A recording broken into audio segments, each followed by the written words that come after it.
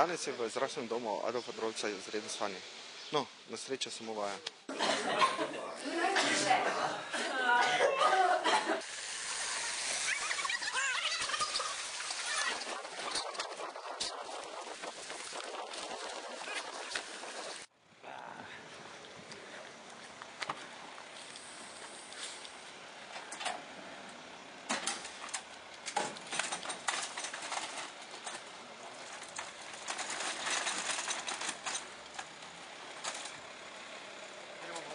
Ja, kot vidite, danes je 20 primerov sumljivih na okužbo.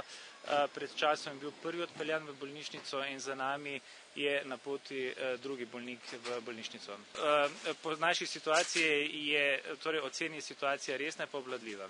Poglejte, mi ocenjujemo, da smo pripravljeni, predvsem pa je pomembno povedati to, da razsežnosti ob eventualni razglasitvi pandemije gripe vnaprej ni moč napovedati. Pomembno je predvsem dvoje. Na eni strani, da mi poskrbimo za te, ki so oboleli za gripo, na drugi strani pa, da sam sistem, torej osnovnega zdravstvenega varstva, funkcionira tudi za tiste, ki so dnevno potrebni oskrbe.